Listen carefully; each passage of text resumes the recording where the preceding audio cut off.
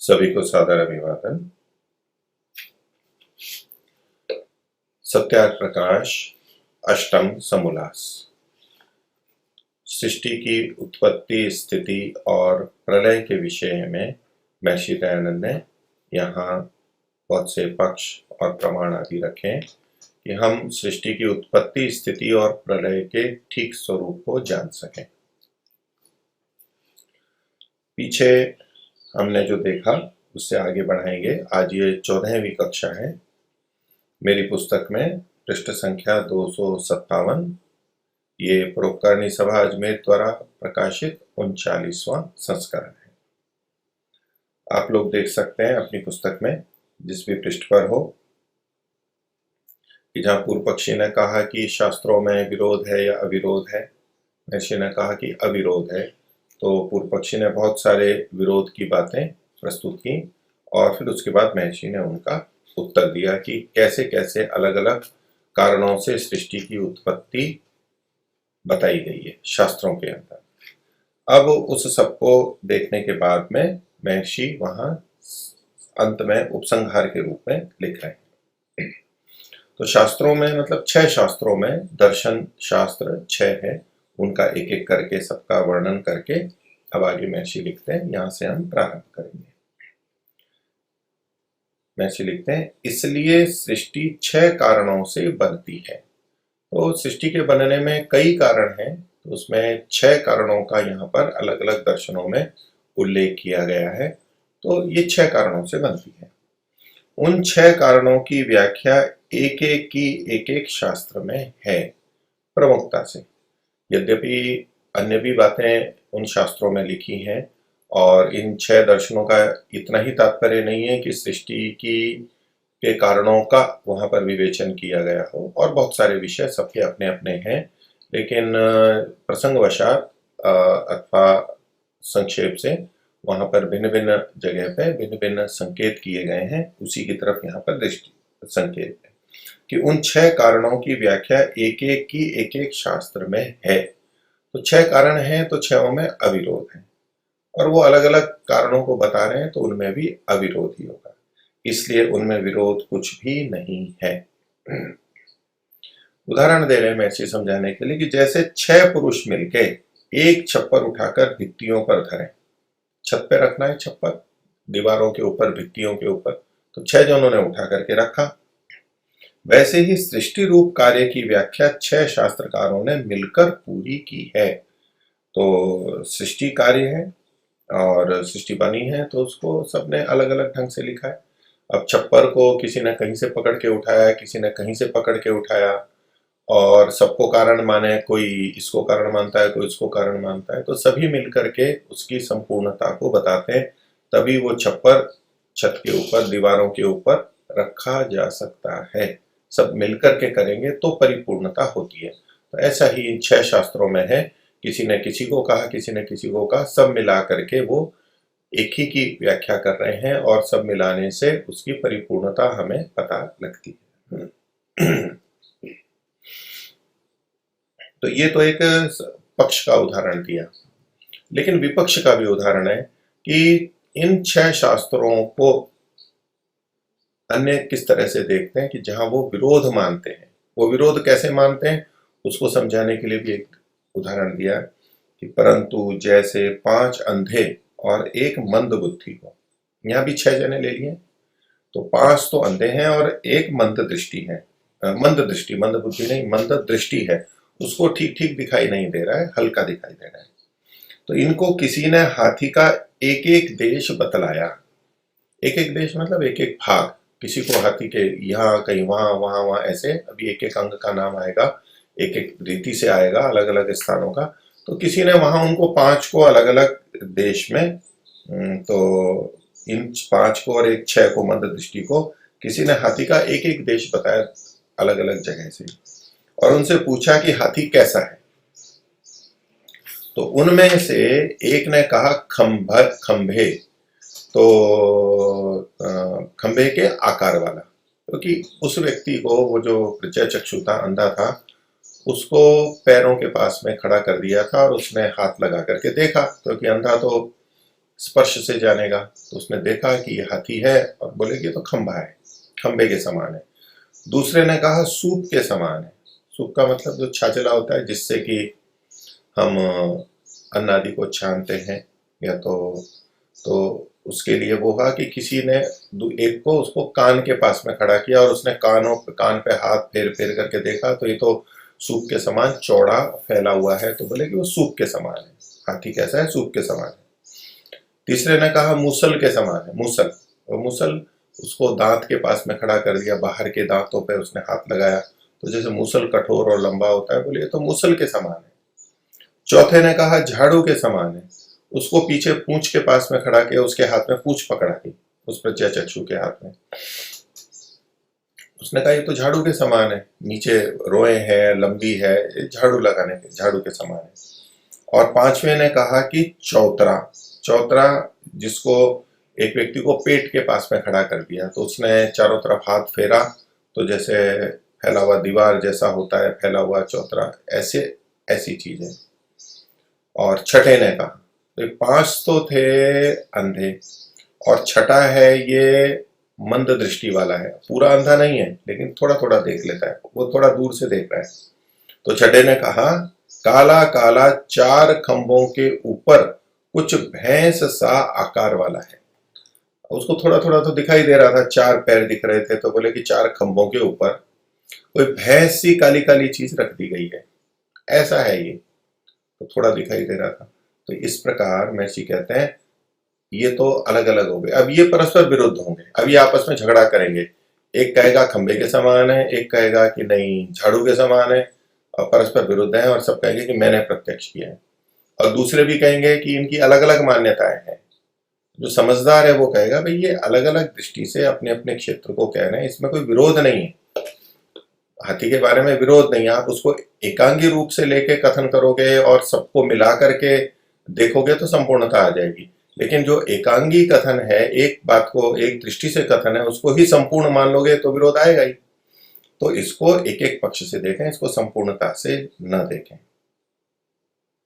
तो ये तो दृष्टांत दिया। अब आजकल जो लोग क्या करते हैं, उस समय में आज भी कह सकते हैं, इसी प्रकार आजकल के अनार्ष, अनार्ष का मतलब है जो ऋषि के द्वारा नहीं लिखे गए हैं ऐसे ग्रंथ, क्योंकि ऋषि होते हैं वो दृष्टा होते हैं, साक्षात्कृत धर्मा होते हैं, उनकी ग्रंथों में सही बातें होती है। अनार्ष ग्रंथों में मिथ्या बात भी आ सकती है, सच भी हो सकता है, मिथ्या बात भी आ सकती है।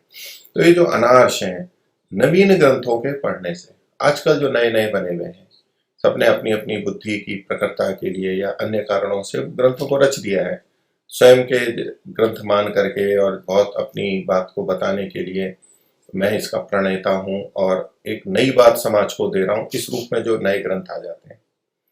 तो प्राचीन जो ग्रंथ हैं ऋषि के, उनको छोड़ के अनार्ष और नवीन ग्रंथों के पढ़ने, और प्राकृत भाषा वालों ने ऋषि ग्रंथ, ऋषि प्रणीत ग्रंथ न पढ़ करके, इन लोगों ने तो प्राकृत भाषा जो लोक में प्रचलित भाषा है उस समय की, अभी भी जो संस्कृत और मुख्य उन ग्रंथों से भिन्न, उन भाषाओं से भिन्न जो है प्राकृत भाषा लोक में प्रचलित है, उन भाषा वालों ने क्या किया, ऋषि प्रणीत ग्रंथ तो पढ़े नहीं, क्योंकि वो ऋषि प्रणीत ग्रंथों की भाषा नहीं जानते थे, संस्कृत नहीं जानते थे, तो जो प्रचलन में है उसको जानते थे। और इसके अलावा नवीन क्षुद्र बुद्धि कल्पित संस्कृत और भाषाओं के ग्रंथ पढ़ करके, और संस्कृत भी जो पढ़े हुए थे उन्होंने कौन से ग्रंथ पढ़ लिए, तो नवीन लोगों के जो कि क्षुद्र बुद्धियों के द्वारा कल्पित हैं। क्षुद्र मतलब है छोटी, अल्प बुद्धि वाले, कम समझ वालों के द्वारा रचित जो संस्कृत के ग्रंथ हैं। तो महर्षि ये भी नहीं कह रहे हैं कि संस्कृत के ग्रंथ हैं उनमें जो लिखा है वो ठीक है, प्राचीन जो आर्ष ग्रंथ है उनमें ठीक है, बाद के जो ग्रंथ है उसमें गलत भी हो सकता है, भले ही वो संस्कृत भाषा में है।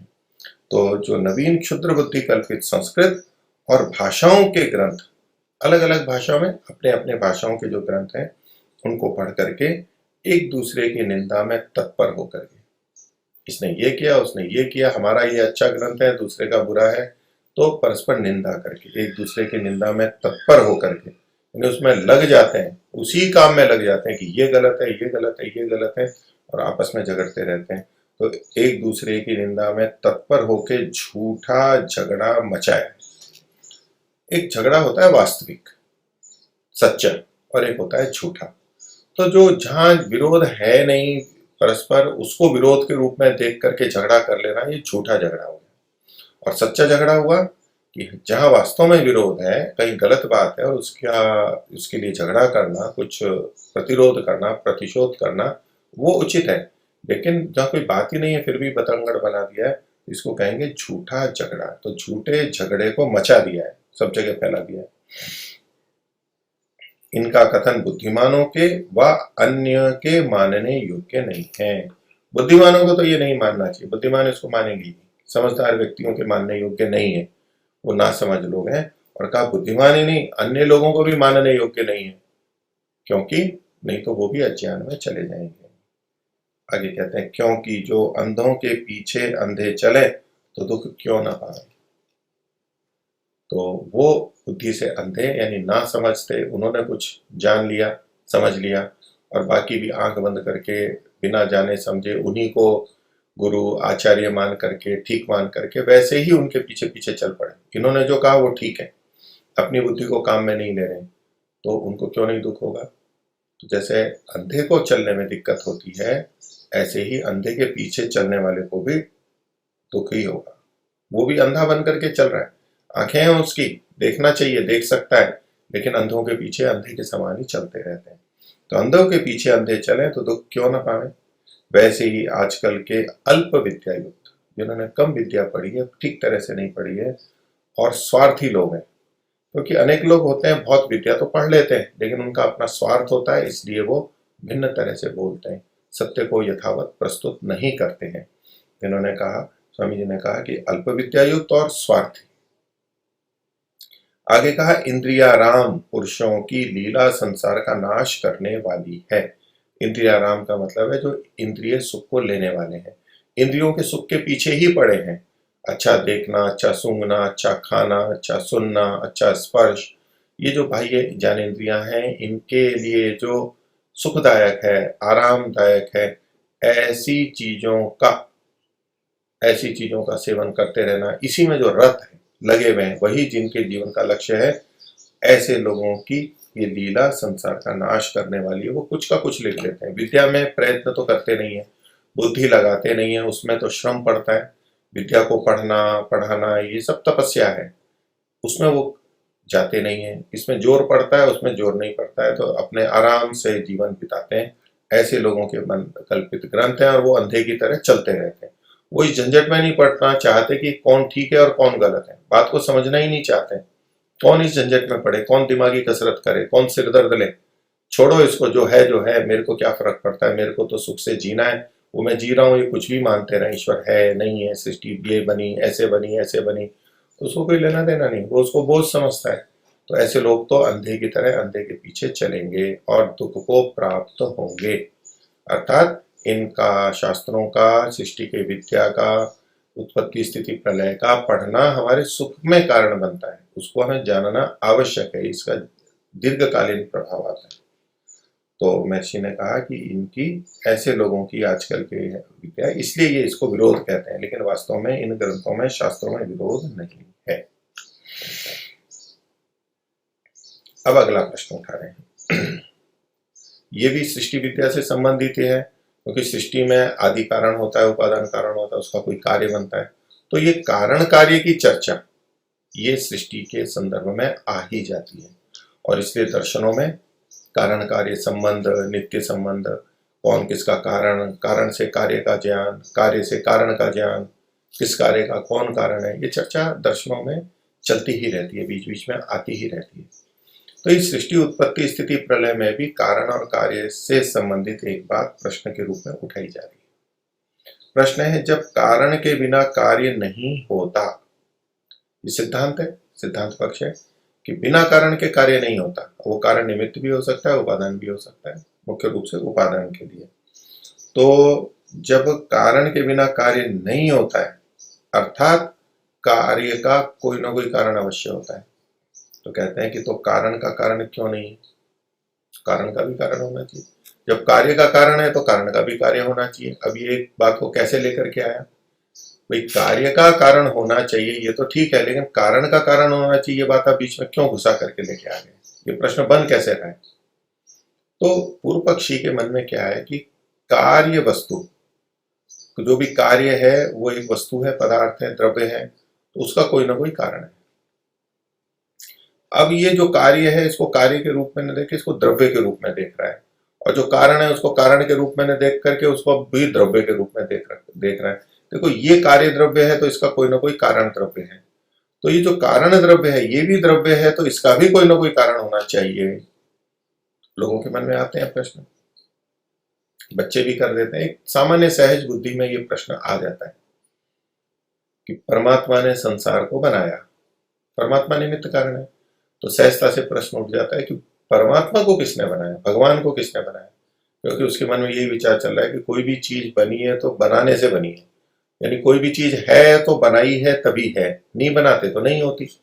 अब ये समीकरण उसके मन में चल रहा है, तो ये परमात्मा को किसने बनाया, परमात्मा का बनाने वाला कौन है, इत्यादि प्रश्न उठते हैं। तो ऐसे ही यहाँ पर है कि जब कारण के बिना कार्य नहीं होता तो कारण का कारण क्यों नहीं है, कारण का कारण भी होना चाहिए।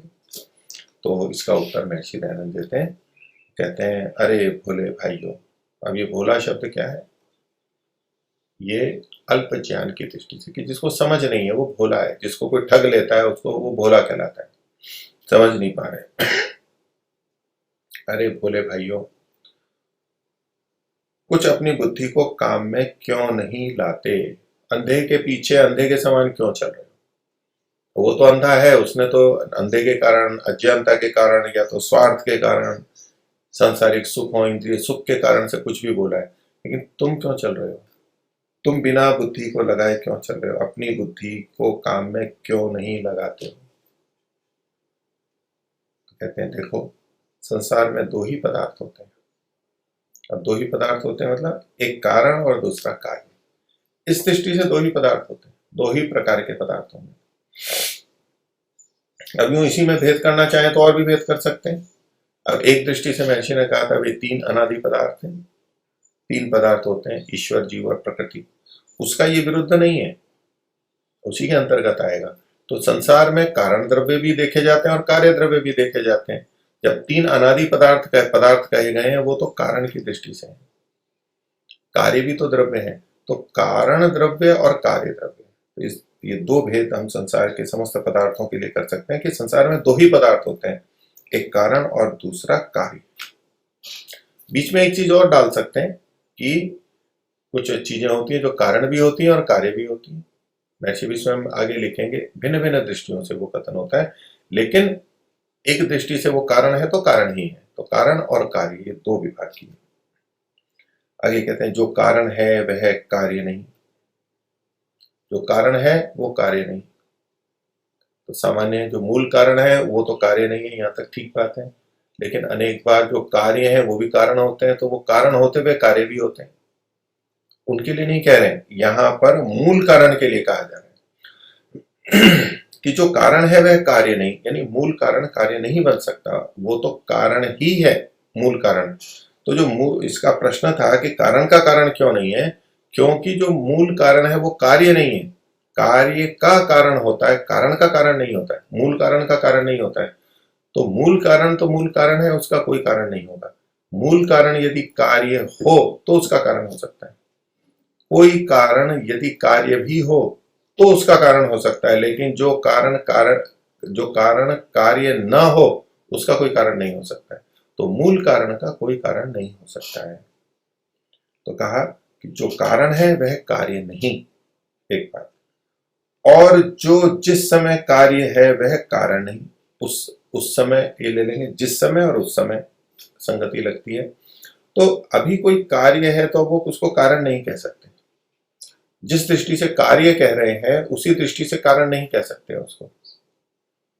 तो रोटी है, आटा है, आटा रोटी का कारण है। अब रोटी है उसको कार्य कह रहे हैं, इसको कारण नहीं कहेंगे। हाँ, उस रोटी से कुछ और बनाएंगे, या हमारे शरीर में अन्य विभिन्न धातुएं बनती हैं तो वो रोटी उसका कारण बन सकती है। लेकिन अभी जब आटा और रोटी की बात है तो आटा कारण है और रोटी कार्य है। तो जो जिस समय कार्य है वह उस समय कारण नहीं है। आटे की दृष्टि से रोटी कार्य ही कहलाएगी। और इसी तरह से उल्टा भी कर सकते हैं कि जिस समय जो कार्य है अब उसको कारण नहीं कहेंगे, रोटी एक कार्य है अब उसको कारण नहीं कहेंगे, और जो आटा है जिसको कारण कह रहे हैं अभी उसको कार्य नहीं कहेंगे।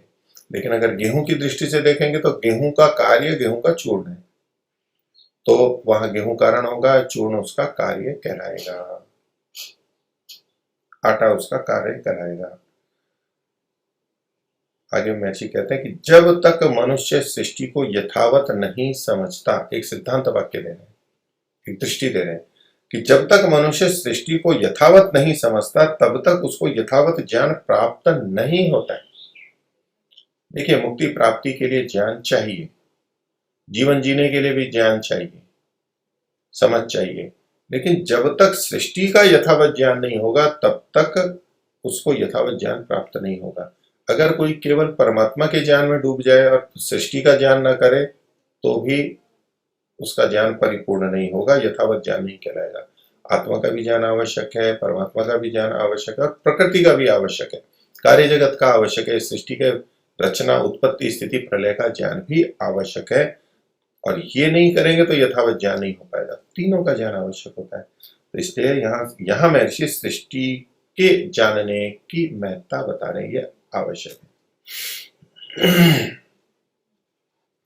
अब ये जो सृष्टि का ज्ञान है, कारण का कारण क्या होगा क्यों नहीं होगा, इस संबंध में महर्षि कुछ बात कह के और अंत में वहीं पर हमें पहुंचाएंगे। तो ये एक वचन दिया है, ये वचन यथावत कहाँ का है ये पता नहीं लगता है, लेकिन एक संस्कृत में लिखा हुआ है, हो सकता है महर्षि ने ही अपना बनाया हो या कहीं और से बना हुआ होगा। यह है वचन, नित्यायाः सत्वरजस्तमसां साम्यावस्थायाः प्रकृतेः उत्पन्नानां परम सूक्ष्माणां पृथक पृथक वर्तमानानां तत्वपरमाणूनां प्रथमः संयोगारंभः संयोग विशेषाद अवस्थान्तरस्य स्थूलाकार प्राप्ति सृष्टि उच्यते। सृष्टि किसे कहते हैं? ये सृष्टि ही उच्यते, इसको सृष्टि कहते हैं। किसे सृष्टि कहते हैं? तो सृष्टि रुच्यते सबसे अंत में, उसके पहले का शब्द है स्थूलाकार प्राप्ति ही, स्थूल आकार में बनना, उपलब्ध होना, इसे सृष्टि कहते हैं। यानी पहले सूक्ष्म था और अब स्थूल बन गया। सूक्ष्मों को मिला करके जो बनेगा वो स्थूल होगा, अनेक सूक्ष्मों को मिला करके जो बनेगा वो स्थूल हो जाएगा। अब ये नहीं कह सकते कि पहले सूक्ष्म था तो अब स्थूल कैसे होगा, वो संयोग से होगा, थोड़ा थोड़ा थोड़ा सूक्ष्म सूक्ष्म सूक्ष्म मिल करके वो बढ़ता जाएगा, उसका आकार परिमाण बढ़ता जाएगा, वो स्थूलाकार प्राप्ति है। तो ये स्थूलाकार प्राप्ति को सृष्टि कहते हैं। इसकी कौन स्थूलाकार होता है उसके लिए सारी पहले की विवेचना की गई है। उसका हिंदी का अर्थ ही सीधा देख लेते हैं, कहते हैं अनादि नित्य स्वरूप, अनादि नित्य स्वरूप सत्व रजस और तमो गुणों की एकावस्था रूप प्रकृति से। अब ये अनादि नित्य स्वरूप कौन है? प्रकृति। ये नित्यायाः, नित्य से कौन है? प्रकृति है, प्रकृति से। तो ये जो नित्य है तो अनादि भी बोल दिया उसको साथ में, अनादि नित्य रूप, और कैसी है? सत्वरजस तम, इन गुणों की एकावस्था रूप जो प्रकृति है। सत्वरजस तम की एकावस्था यानी साम्यावस्था, जो सांख्य का सूत्र आता है सत्वरजस तमसाम साम्यावस्था, तो एकावस्था और साम्यावस्था ये समानार्थक है। तो एकावस्था जो साम्यावस्था है वो जो प्रकृति है उससे उत्पन्न, जो उससे कुछ ना कुछ उत्पन्न हुआ है। क्या उत्पन्न हुआ है? जो परम सूक्ष्म जो बहुत छोटे छोटे हैं, ऐसे पृथक पृथक वर्तमान और अलग अलग विद्यमान है। वर्तमान मतलब विद्यमान है, अस्तित्व है जिनका। कौन? तत्वावयव विद्यमान है, पृथक पृथक वर्तमान है, जो तत्व के अवयव विद्यमान है। तत्व का जो सबसे छोटा कण होता है वह जो विद्यमान है, उन्हीं का प्रथम ही जो संयोग का आरंभ है, सबसे पहला जो उनका संयोग है उन तत्वों का, और संयोग विशेषों से, तो उनका जो संयोग है, उनका संयोग होकर के अब कोई चीज बन गई। अब ये विशेष बनेगी, संयोग विशेष से, विशेष प्रकार का संयोग होगा। ऐसे ही कुछ भी संयोग होना नहीं है, विशेष प्रकार का संयोग, यहाँ ये मिलना है, यहाँ ये इतना मिलना है, ऐसा विशेष संयोग होगा। तो उन्हीं का प्रथम ही जो संयोग का आरंभ है और संयोग विशेषों से, तो ऐसा मिला करके विशेष संयोग करके जो पदार्थ बने वो संयोग विशेष हो गए। अब उन संयोग विशेषों से अवस्थान्तर, भिन्न भिन्न अवस्थाओं में बदलने वाली दूसरी तीसरी अवस्था को, यानी पहले संयोग करने से कुछ बना, अब उन कई चीजों के मिलाने से फिर कुछ और बनेगा, दूसरा अवस्थान्तर हुआ, फिर ऐसे ही बहुत सारी चीजें उनके मिलाने से फिर और बनेगा, ये तीसरी, दूसरी मतलब अगली अगली अगली, ये जो अवस्थान्तर है उस अवस्था को सूक्ष्म स्थूल बनते बनाते, तो सूक्ष्म से स्थूल और उससे अधिक स्थूल और अधिक स्थूल, ऐसा बनाते हुए विचित्र रूप बनी है। तो बनते बनाते बनी भी है, बन भी रही है वो, और कोई बना भी रहा है, भोजन पका भी रहा है और भोजन पक भी रहा है, तो पक भी रहा है और पकाया भी जा रहा है, बन भी रहा है और बनाया भी जा रहा है, दोनों साथ साथ चलते हैं। तो बनते बनाते विचित्र रूप बनी है, भिन्न भिन्न प्रकार की बनी है, अलग अलग रंग रूप गुणों वाली ये बनी है। इसी से यह संसर्ग होने से सृष्टि कहलाती है। आपस में संसर्ग है, सम्यक रूप से वहां पर मिलान है, जुड़ना है, रचना है, तो इसीलिए इसको सृष्टि कहते हैं। इसका सर्जन हुआ है, बनी है ये, बनाई गई है ये, तो इसलिए इसको सृष्टि कहते हैं। अब देखिए यहां पर जो इन छोटे कणों का मिलना है, तो यहां पर पीछे सत्वर स्तंभ ये भी साथ में विशेषण जोड़ा गया है। तो मूल प्रकृति है, मूल प्रकृति के बहुत सारे कण हैं। कुछ लोग मूल प्रकृति को बस एक ही मानते हैं, संख्या में तो एक कह सकते हैं, जैसे कि ईश्वर जीव प्रकृति में ईश्वर को एक कहेंगे, ईश्वर तो एक ही है, अविभाज्य है। जीव को भी एक तत्व माना गया है, लेकिन जीव बहुत सारे हैं अलग अलग, तो एक गिनते हुए भी वो उस जैसे बहुत सारे हैं, फिर भी एक ही गणना हो गई है, एक ही गणना की गई है। ऐसे ही प्रकृति के भी कण बहुत अधिक हैं, लेकिन फिर भी उसको समान होने से एक माना गया, तो तीन ही तत्व माने गए, ईश्वर जीव और प्रकृति। तो कई जने वहां प्रकृति का एक शब्द देख करके कि प्रकृति एक है, तो उसको वो परमात्मा की तरह एक मान लेते हैं। जैसे परमात्मा अविभाज्य, अखंड, एक रस, एक ही तत्व है, ऐसे ही मूल प्रकृति को भी मान लेते हैं, ये देख के कि यहाँ एक लिखा हुआ है। तो एक तो जीव के लिए भी होता है कि जीव भी तीन है, तो एक जीव भी है, और वो बहुत सारे होते हैं। तो परमात्मा तो चूंकि विभू व्यापक है इसलिए, लेकिन इन प्रकृति के कणों का संयोग किया जा रहा है, और संयोग किया जा रहा है इसी से पता लगता है कि वो अलग अलग है, और पृथक पृथक वर्तमान है, पृथक पृथक वर्तमान आना, अलग अलग स्थानों पे हैं, अलग अलग उनका अस्तित्व है। जो एक है वो दूसरा नहीं है, जो दूसरा है वो पहला नहीं है। स्वरूप से सत्वगुण के सभी कण समान होते हुए भी वो अलग अलग होते हैं, अलग अलग स्थान पे होते हैं। ऐसे ही रजोगुण और तमोगुण के लिए कहा जाएगा। तो यहाँ चूंकि ये संयोग की बात है, संयोग तो कणों में ही होता है। कुछ लोग जो प्रकृति के ही ये तीन गुण मान लेते हैं, और प्रकृति के तो कण या तो प्रकृति को एक ही मानते हैं या प्रकृति के बहुत सारे कण मानते हैं, लेकिन उन सब कणों में सत्वर स्तंभ ये गुण होते हैं, गुण शब्द के कारण से। एक गुण मतलब धर्म है, तो इस विषय में तो पीछे विवेचना हो ही गई है कि गुण किस लिए है, ये अप्रधान है, इसलिए आत्मा और परमात्मा की दृष्टि से ये सत्वर स्तंभ तीन कण अप्रधान है, इसलिए गुण शब्द कहा गया है इनको। तो ये प्रकृति के ही भाग है, प्रकृति ही है, इन सबको का संघात रूप प्रकृति कही जा रही है। वो पीछे चर्चा है, संघात का मतलब मिला करके नहीं, तो जोड़ करके कोई नई चीज बनी हो, ऐसा नहीं है। ऐसा होगा तो प्रकृति भी कार्य द्रव्य बन जाएगी, और उसको भी फिर सादि कहना पड़ेगा, अनादि नहीं कह सकते, अजा नहीं कह सकते।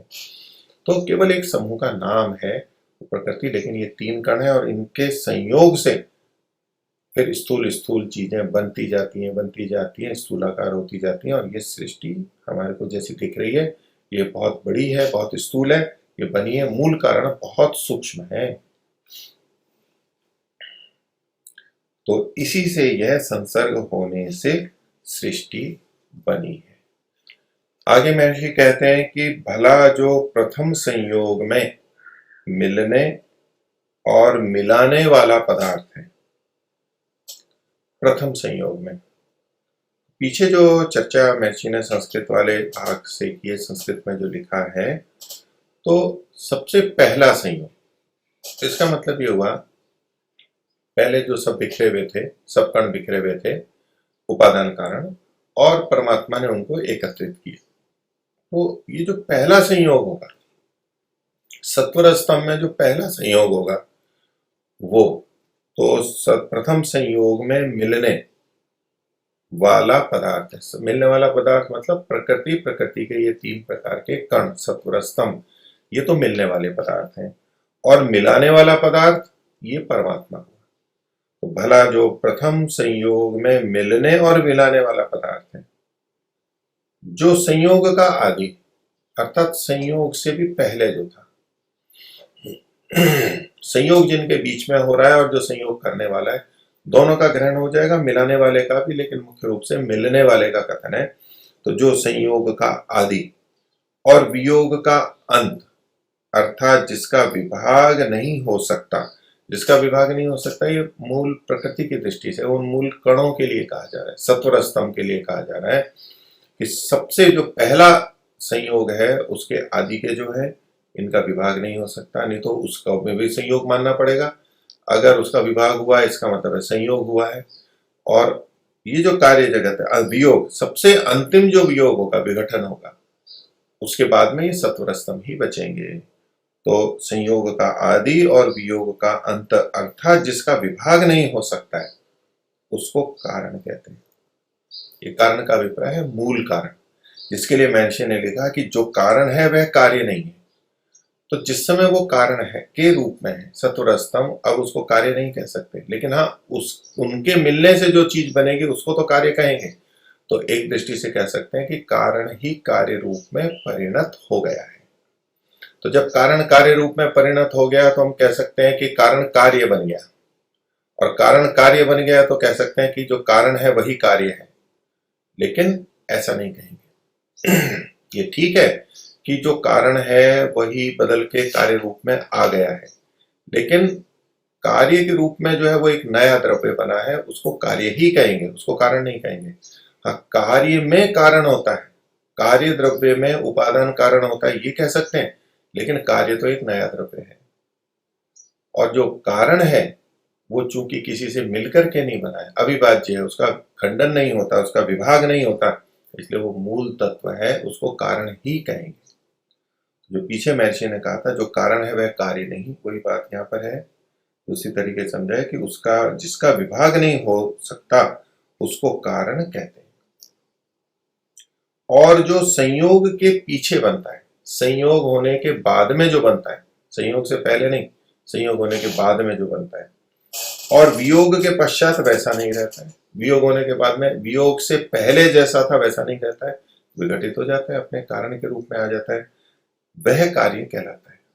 तो जो संयोग से पहले नहीं था और वियोग के बाद में वैसा नहीं रहता है उसको कार्य कहते हैं। तो देखिए कोई भी कार्य द्रव्य बनता है वो अवयवों के मिलने से बनता है, अनेक अवयवों के मिलने से वो बनता है, 2 या 2 से अधिक के मिलने से बनता है। आगे, जो उस कारण का कारण, जो प्रथम कारण है उस कारण का भी कारण, और कार्य का कार्य, जो अंतिम कार्य है उसका भी कोई कार्य, बीच में कारण और कार्य दोनों होते रहते हैं। तो जो प्रथम कारण का कारण, कार्य का कार्य, कर्ता का कर्ता, जो प्रथम करता है उसका भी कोई कर्ता, और साधन का साधन, जो प्रथम साधन है उसका भी कोई साधन कहने लगे, और साध्य का साध्य कहता है, जो साध्य मतलब जिसे हम सिद्ध करना चाहते हैं, जो कि अंतिम लक्ष्य है, अंतिम साध्य है, उसके लिए बात है। बीच के साध्य अनेक होते हैं, तात्कालिक साध्य होते हैं, उनसे फिर अंतिम साध्य सिद्ध किया जाता है। तो यहाँ जो साध्य का साध्य है मतलब जो अंतिम साध्य है उसका भी कोई साध्य हो, कि उसके द्वारा भी कुछ और प्राप्त किया जाना हो, तो साध्य का साध्य कहता है। अगर कोई ऐसा कहता है तो वो कैसा होता है, उसकी तुलना की जा रही है कि वह देखता अंधा, अर्थात देखता हुआ अंधा है। अब यहाँ हुआ शब्द नहीं लिखा है, लेकिन आगे से हम ले लेंगे, देखता अंधा, सुनता बहिरा और जानता हुआ मूढ़ है। ये जो हुआ है ना, जानता हुआ मूढ़ है, इस हुआ को सब जगह लेंगे। देखता हुआ अंधा है, सुनता हुआ बहिरा है, और जानता हुआ भी मूढ़ है। किसको ज्यादा अच्छा मानेंगे? जो न देखता हुआ अंधा है, आंख से अंधा है, देख नहीं सकता है, सुन ही नहीं सकता इसलिए वो बहरा है, और कुछ जाना ही नहीं है इसलिए मूढ़ है। उससे तो ये अच्छे हैं, कम से कम देख तो सकता है, सुन तो सकता है और जान तो सकता है। लेकिन यहाँ इस तरह नहीं कहा जा रहा है।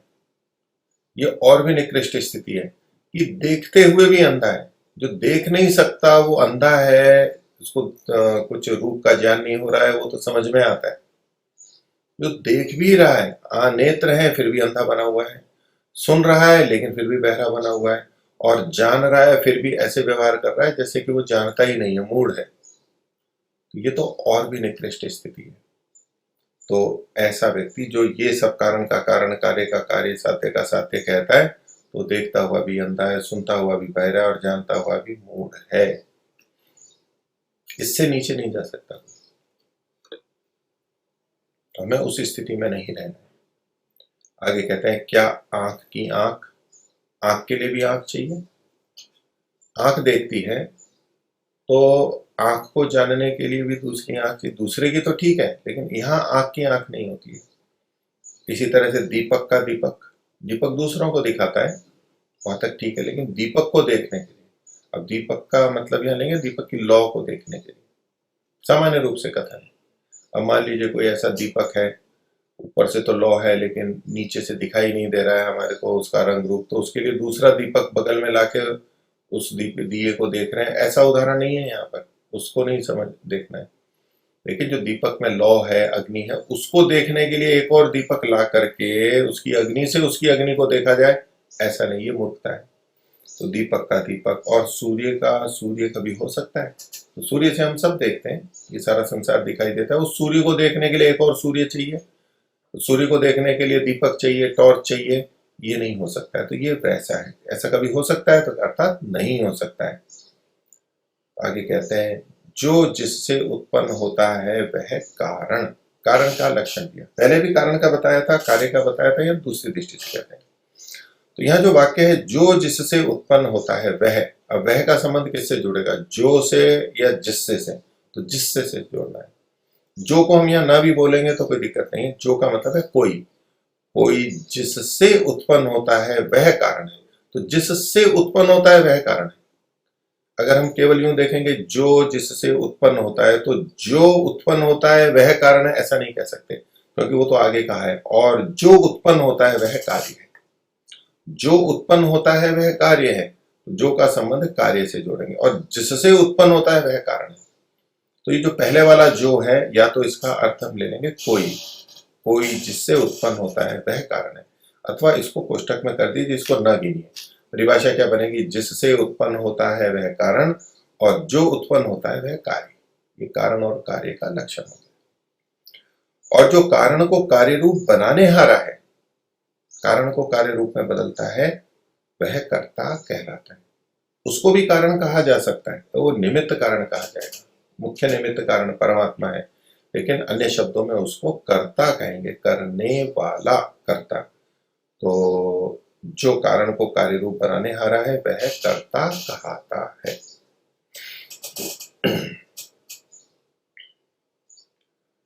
और पीछे हमारे को कुछ ना कुछ तो मानना पड़ेगा, उसकी दृष्टि से भाव को मानना है। गीता का श्लोक यहाँ पर दिया गया है, ना सतो विद्यते भावो ना भावो विद्यते सतः उभयोरपि दृष्टोन्तस्त्वनयोस्तत्त्वदर्शिभिः।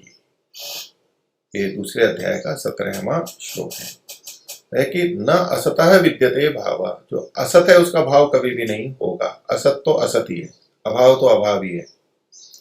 और न अभावो विद्यते सतः, जो सतः है, विद्यमान है, उसका कभी अभाव नहीं हो सकता है, पूर्णतया नष्ट नहीं होगा। स्वरूप परिवर्तित होता है इसलिए हम उसको नष्ट होना कहते हैं। वास्तव में मूल तत्व वहां विद्यमान रहता है, तो मूल प्रकृति बनी रहेगी। मूल प्रकृति से ही ये सब बना है, और बाद में भी मूल प्रकृति बनी रहेगी। तो इन दोनों को जो देखता है, यानी कार इसको भाव और अभाव को जो दोनों समझता है, दोनों पक्षों को, दोनों को जो जानता है कि असत का असत नहीं हो सकता और सत का असत नहीं हो सकता, इसको जो जानता है तो ये इनको देखने वाले में तत्वदर्शियों के द्वारा ये जनाया गया, ये निर्णय लिया गया कि ऐसा ही होता है। हिंदी का अर्थ देखते हैं। कभी असत का भाव वर्तमान, तो असत का भाव, ये जो सत शब्द है ये भाव के लिए कहता है, सत मतलब भाव। तो यहाँ असत है तो यहाँ पर हम सत भी कह सकते हैं, या तो अभाव को भाव भी कह सकते हैं। न असतो विद्यते भावो कह सकते हैं, अभाव का भाव नहीं होता है, अथवा असत का भाव नहीं होता है, एक ही बात है। अथवा असत का सत नहीं होता है। तो सत और भाव, असत और अभाव ये समानार्थक यहाँ पर है, किसी भी शब्द का प्रयोग कर सकते हैं। तो यहाँ कभी असत का भाव, भाव का मतलब क्या है उसी को आगे कहा वर्तमान, भाव शब्द को ही वर्तमान शब्द से खोला है। और वर्तमान का मतलब ये वर्तमान काल नहीं कहा जा रहा है, वर्तमान का मतलब है विद्यमान, जिसकी सत्ता है, विद्य अभी है, अस्तित्व में है। तो वर्तमान का मतलब है विद्यमानता। तो असत का भाव यानी विद्यमानता, और सत का अभाव, जो सत है उसका अभाव यानी असत होना, अस अभाव को इन्होंने खोल दिया अवर्तमान, और अवर्तमान को ही हम खोलेंगे अविद्यमानता। तो सत की अविद्यमानता या सत का अभाव नहीं होता, कभी नहीं होता। इन दोनों का निर्णय तत्वदर्शी लोगों ने जान लिया है। तत्व को जो जानते हैं, ठीक ठीक जानते हैं, उन्होंने ये विषय जान लिया। तो तत्वदर्शी से भिन्न जो लोग हैं वो क्या करते हैं, तो अन्य लोग पक्षपाती, कोई विशेष पुस्तक के पक्ष में चले गए, व्यक्ति के पक्ष में चले गए, मेरे को तो इसी की बात माननी है, ये पक्षपात हो गया किसी कारण विशेष से। पक्षपाती हैं, आग्रही हैं, एक बार जो बोल दिया और वो भले ही गलत है तब छोड़ने वाले नहीं, आग्रह कर लिया नहीं यही ठीक है। मलिन आत्मा, मलिन आत्मा, आत्मा जिसकी मलिन है। आत्मा अपने आप में शुद्ध होता है, लेकिन मन में मलिनता होने पर आत्मा की मलिनता कही जाती है। तो अंदर से जो मलिन है, अविद्वान लोग हैं, जानते नहीं हैं, इस बात को सहज में कैसे जान सकते हैं, इस बात को सहज में सरलता से नहीं समझ सकते। उनको समझने के लिए बहुत कठिनाई होगी, समझने में प्रयत्न करना पड़ेगा, नहीं तो ये बात सहजता से समझ में आ जाती है। तो मलिन आत्मा, अविद्वान लोग इस बात को सहज में कैसे जान सकते हैं? कारण बता रहे, क्योंकि जो मनुष्य विद्वान सत्संगी होकर पूरा विचार नहीं करता, तो एक तो स्वयं विद्वान बने और सत्संग भी करे, अच्छे लोगों की संगति भी करे। विद्वान और सत्संगी होकर पूरा विचार नहीं करता है, इसके बाद भी विचार करना आवश्यक है। शास्त्र पढ़ लिए, विद्वान हो गए, विचारना आवश्यक है। सत्संग किया, उसके बाद भी विचारना आवश्यक है। केवल सत्संग सुन लिया और हो गया, पूरा हो गया मेरा सत्संग, ऐसा नहीं है, उसके बाद विचार चलना चाहिए। तो पुस्तकें पढ़ना या तो प्रवचन सुनना ये तो आगम काल, अब स्वाध्याय काल होगा, और श्रवण हुआ है अभी, तो फिर मनन होगा, चिंतन होगा। और चिंतन भी कैसा, पूरा विचार नहीं करता है, थोड़ा सा विचार कर लिया, थोड़ा विचार हो ही जाता है, सबसे हो जाता है, लेकिन थोड़े विचार से काम नहीं चलेगा, पूरा विचार करता है, सब पक्षों को ध्यान में रख के विचार करता है। तो जो मनुष्य विद्वान सत्संगी होकर पूरा विचार नहीं करता, वह सदा भ्रम जाल में पड़ा रहता है।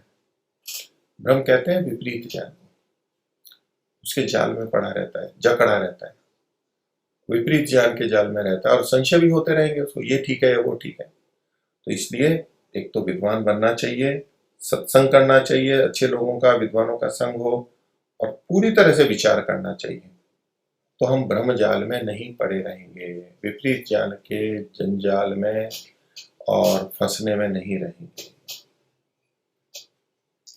तो ये तो वो हुए जो ठीक तरह से नहीं कर पाते हैं, लेकिन जो ठीक कर पाते हैं उनके लिए धन्य वे पुरुष हैं, वो धन्यवाद के योग्य हैं, बहुत श्रेष्ठ व्यक्ति हैं, सामान्य बात नहीं है। धन्य वे पुरुष हैं कि सब विद्याओं के सिद्धांतों को जानते हैं।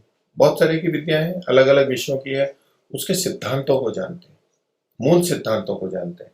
एक होता है विद्या को जाना, ऊपर ऊपर से जाना, उसका कुछ प्रयोग कर लिया, लेकिन सिद्धांत नहीं पता है। अब यूं तो जो सृष्टि की उत्पत्ति स्थिति प्रलय की कोई चर्चा नहीं कर रहे, लेकिन फिर भी सृष्टि का उपयोग तो करते ही रहते हैं, इससे वो ज्ञान नहीं हो जाता है। ये तो सामान्य ज्ञान हो गया कि मेरे को क्या काम में लेना है, कितना क्या चाहिए, रोटी खानी है, बस इतना ही पता है। उत्पत्ति स्थिति का पता नहीं है। जैसे छोटे बच्चे के सामने रोटी सब्जी ला दी जाए तो बस उसको खा रहा है, इतना तो जानता है, इतना तो उपयोग कर रहा है वो, किंतु वो क्या है, कैसे बनी है, किसने बनाई है, ये नहीं पता है, तो ये अधूरापन रहेगा। तो वे पुरुष धन्य है कि सब विद्याओं के सिद्धांतों को जानते हैं। सिद्धांत आना बहुत आवश्यक है। एक होता है सामान्य प्रक्रिया कि बच्चे ने खाना खाया, पहले तो इतने तक सीमित था, फिर ये भी देख लिया कि कौन कौन बनाता है, कैसे बनाता है, एक सामान्य प्रक्रिया जान ली, लेकिन उसके पीछे के सिद्धांत को नहीं समझा, नियम को नहीं समझा कि आग क्या करती है, कितना पकाना चाहिए, क्यों पकाना चाहिए, और उसके पीछे क्या क्या घटक होते हैं, उनसे क्या उपयोगिता होती है, वो कुछ नहीं जानता है। बस जैसा देखा सुना वैसा ही करता जाता है, अभी भी उसमें कमी रहेगी। तो सिद्धांत जानना चाहिए। सिद्धांत जान लिया है तो फिर उसका उपयोग वो कहीं भी कर सकता है, और सिद्धांत नहीं जाना, केवल उदाहरण उदाहरण से समझाए तो वहां तो उपयोग कर लेगा, दूसरी जगह नहीं कर पाएगा, वहां फिर उसको संदेह पैदा हो जाएगा। तो धन्य वे पुरुष हैं कि सब विद्याओं के सिद्धांतों को जानते हैं और जानने के लिए परिश्रम करते हैं। परिश्रम करना, पूरा तो कोई भी नहीं जान पाता है, लेकिन जानने के लिए परिश्रम करते हैं। मुझे जानना है, ये जानने के लिए परिश्रम करते हैं और जानकर अन्यों को निष्कपटता से जनाते भी। स्वयं जान लिया और बिना किसी कपट के जनाते हैं, बिना किसी दुष्प्रयोजन के जनाते हैं। कपट ये होता है कि है कुछ और कर कुछ रहा है, दिखा कुछ रहा है और है कुछ और, ये कपट कहलाता है। तो निष्कपटता के साथ में जो है वो सामने है। अगर किसी को पढ़े हुए को पढ़ाने से धन लेना है तो वो धन को स्पष्ट कहता है कि मेरे को धन चाहिए, धन की आवश्यकता है, दिखा के उल्टा सीधा नहीं, उल्टा नहीं करेगा। तो बिना कपट के जाकर अन्यों को निष्कपटता से जनाते हैं। निष्कपटता का सदा यही अर्थ नहीं होता कि निष्कामता से, निष्कामता सबसे ऊंची अच्छी बात है, लेकिन जो सकाम भी हैं, जो परिवार वाले हैं, वो अगर धन की दृष्टि से भी पढ़ा रहे हैं लेकिन निष्कपटता के साथ में पढ़ा रहे हैं, छुपा नहीं रहे, जो चीज है वो बता रहे हैं कि भाई मेरे को इतना चाहिए, मैं इतना वेतन लेता हूँ और मेरे घर के लिए आवश्यक है, जीवन के लिए आवश्यक है, फिर भी लेकिन पढ़ा ठीक ठीक रहा है, ये भी निष्कपटता से कहलाता है। तो निष्कपटता का अर्थ निष्कामता नहीं होती है। निष्कपटता मतलब कोई कपट छल नहीं है, उसमें छुपाव नहीं है। तो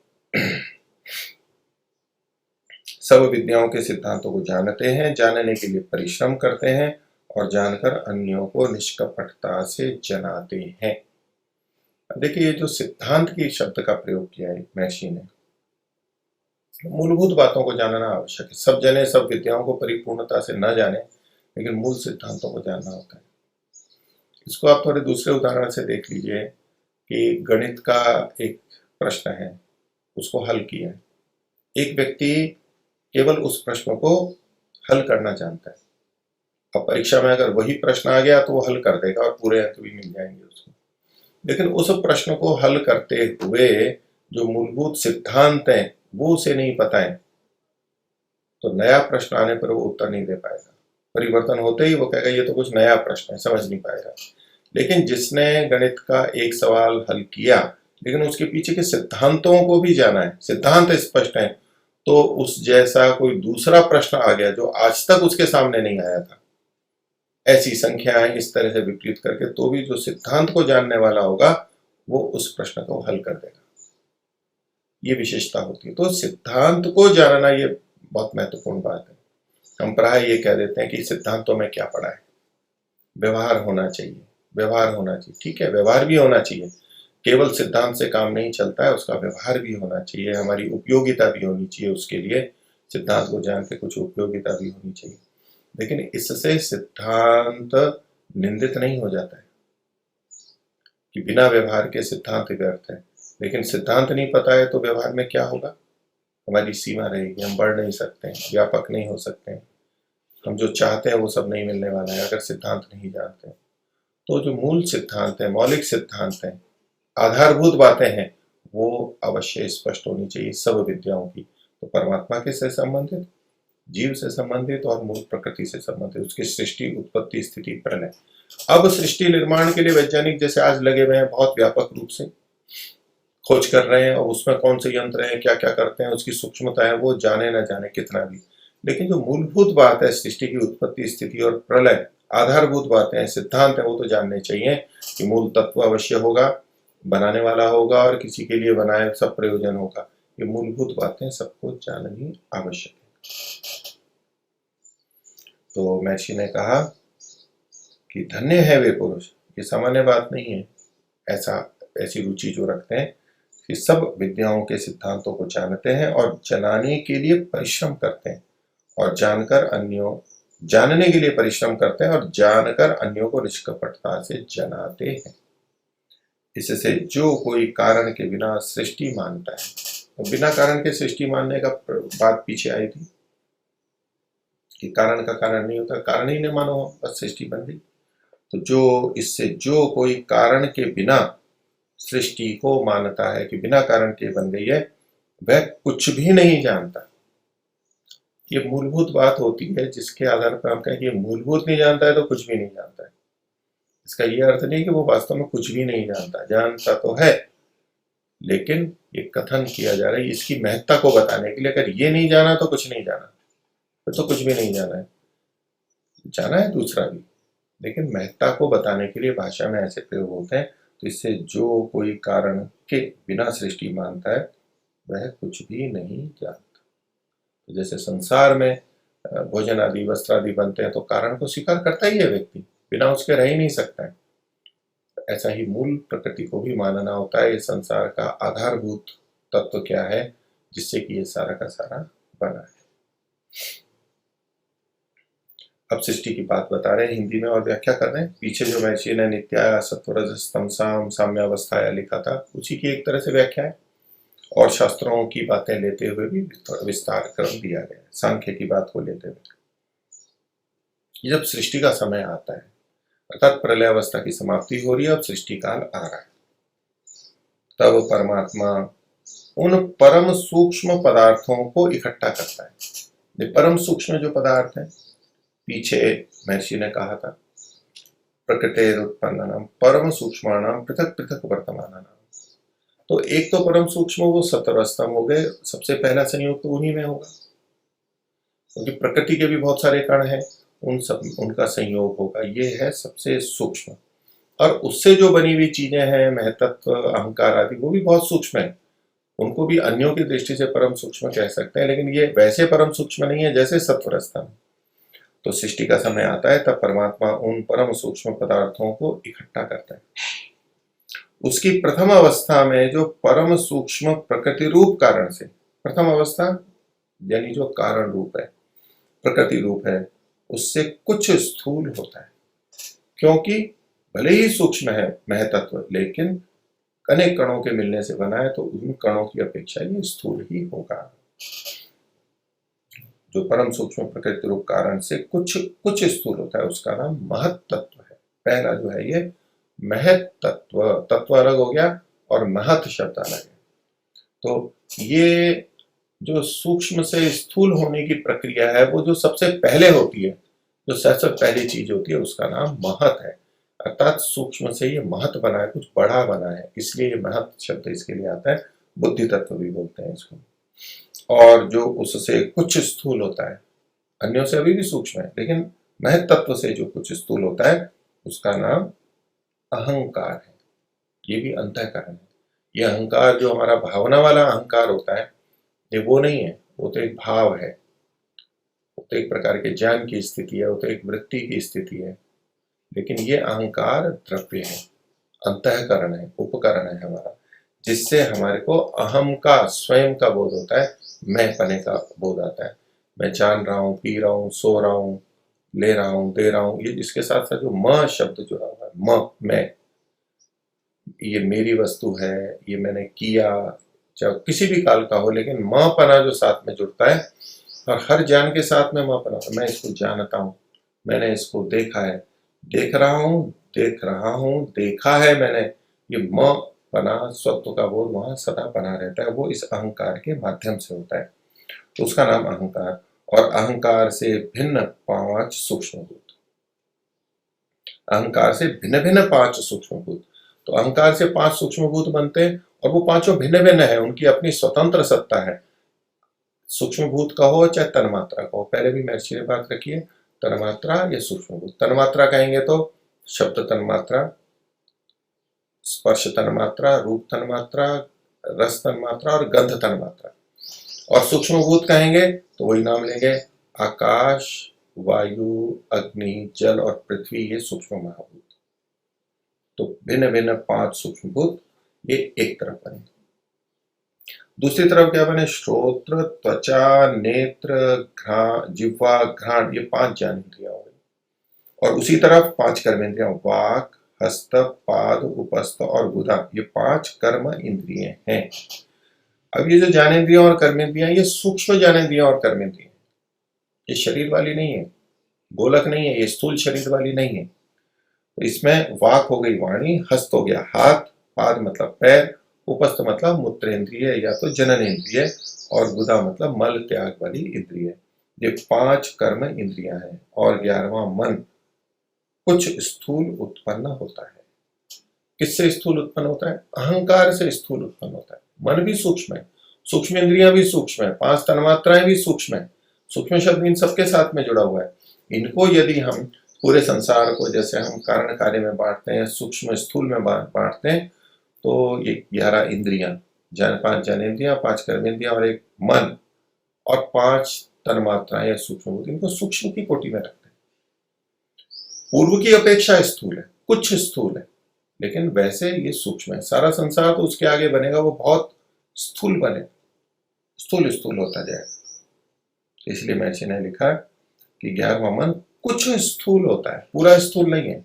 क्योंकि हम स्थूल स्थूल देख करके कहें कि ये भी स्थूल है, ये भी स्थूल है, पर्वत भी स्थूल है, आंवला भी स्थूल है, तो ये समान स्थूलता नहीं होती है, कुछ स्थूल होता है। और उन 5 तन्मात्राओं से अनेक स्थूलावस्थाओं को प्राप्त होते हुए क्रम से 5 स्थूल भूत होते हैं। तो वहां से जब ये सूक्ष्म भूत से स्थूल भूत बनते हैं, तो ये जो प्रक्रिया है उसमें अनेक अवस्थाएं छोटी छोटी उसमें माननी होती है। कई बार होता है कि इन्होंने जो अवस्थाएं लिखी हैं, मूल प्रकृति से महतत्व से अहंकार, इनके बीच में भी तो कोई प्रक्रिया होती होगी। प्रक्रिया तो होती है, लेकिन उन सबके नामकरण नहीं किए जाते। कोई देना चाहे तो एक तो और दे लेगा, कुछ स्पष्ट करेगा कि हाँ ये चीज है या ये चीज है, किंतु सामान्यतः वो नहीं माना जाता। तो इन 5 तन्मात्राओं से अनेक स्थूलावस्थाओं को प्राप्त होते हुए, थोड़ा सा और स्थूल होगा, फिर और मिलेगा, फिर और स्थूल होगा, ऐसे अलग अलग स्थूल होते होते होते पृथ्वी तक सबसे स्थूल होता है। तो अनेक स्थूलावस्थाओं को प्राप्त होते हुए क्रम से 5 स्थूल भूत होते हैं, क्रमशः बनते हैं। पहले पृथ्वी बन गई फिर आकाश बन गया, ऐसा नहीं है। तो आकाश, वायु, अग्नि, जल और पृथ्वी ऐसे बनते हैं। कई बार मन में ये प्रश्न आ जाता है कि जी पृथ्वी रहेगी तभी तो पानी रहेगा, नहीं तो पानी कैसे रहेगा। तो पहले पृथ्वी बननी चाहिए या पानी बनना चाहिए, तो पहले पृथ्वी बननी चाहिए, और पृथ्वी बनने के बाद ही पानी का उपयोग होगा। लेकिन ऐसा नहीं है, पानी तो पहले बनता है, फिर पृथ्वी आती है, और उस पृथ्वी पर फिर पानी भी रह सकता है, वृष्टि के रूप में या तड़ागों के रूप में। तो इन 5 तन्मात्राओं से अनेक स्थूल अवस्थाओं को प्राप्त होते हुए क्रम से 5 स्थूलभूत, जिनको हम लोग प्रत्यक्ष देखते हैं, ये उत्पन्न होते हैं। ये जो दिखाई देते हैं ये स्थूलभूत हो गए। उनसे नाना प्रकार की औषधियां बनती हैं, वृक्ष आदि। उनसे अन्न, अन्न से वीर्य, और वीर्य से शरीर होता है। पुरुषों में वीर्य यानी पुरुष बीज होता है, स्त्रियों में स्त्री बीज होता है, जिससे कि आगे संतान बनती है। परंतु आदि सृष्टि मैथुनी सृष्टि नहीं होती है। अब जब ये कहा कि स्त्री पुरुष हुए और उनसे फिर ये संतानें उत्पन्न होती है, तो सबसे पहले कैसे हुआ होगा, तो वहां के लिए कहते हैं कि जो आदि सृष्टि है वो मैथुनी सृष्टि नहीं होती। तो स्त्री पुरुष मिलकर के संतान को उत्पन्न नहीं करते हैं। फिर क्या होता है वहां पर, क्योंकि जब स्त्री पुरुषों के शरीर परमात्मा बनाकर उनमें जीवों का संयोग कर देता है, ये प्रारंभ की बात है सृष्टि के आदि में। तो वहां पहले से तो कोई माता पिता थे नहीं, प्रकृति थी, उसके अनेक तत्व बन चुके थे। अब परमात्मा उन्हीं को मिला करके, अभी जैसे ये चीजें बनती हैं, ये कुछ प्रकृतितः बनती जाती हैं परमात्मा की व्यवस्था से। वहां भी परमात्मा ने सृष्टि के प्रकृति के विभिन्न तत्वों को मिला करके और ये शरीर को बना दिया, शरीर बन गया, और फिर उसमें आत्मा का प्रवेश कराया। क्योंकि जब स्त्री पुरुषों के शरीर परमात्मा बनाकर उनमें जीवों का संयोग कर देता है, तदनंतर मैथुनी सृष्टि चलती है। तो शरीर बने, आत्मा उसमें आ गई। अब उस आत्मा की अपनी इच्छा है, राग है, प्रीति है, द्वेष है। अब अन्य भी स्त्री पुरुष हैं, और वो फिर आपस में मिलकर के इच्छा अनुसार आगे संतानोत्पत्ति करते हैं। तो तो ऐसे सृष्टि उत्पन्न होती है, इसको मैथुनी सृष्टि कहते हैं। तो तदनंतर मैथुनी सृष्टि कहती है। मैथुन के द्वारा जो सृष्टि उत्पन्न होती है स्त्री पुरुष संयोग के द्वारा, उसको मैथुनी सृष्टि कहते हैं। और जहाँ स्त्री पुरुष संयोग नहीं होता है उसको अमैथुनी सृष्टि कहते हैं, सृष्टि के प्रारंभ में। तो आज का विषय इतना ही रखते हैं। सभी को सादर अभिवादन। ओम शांति।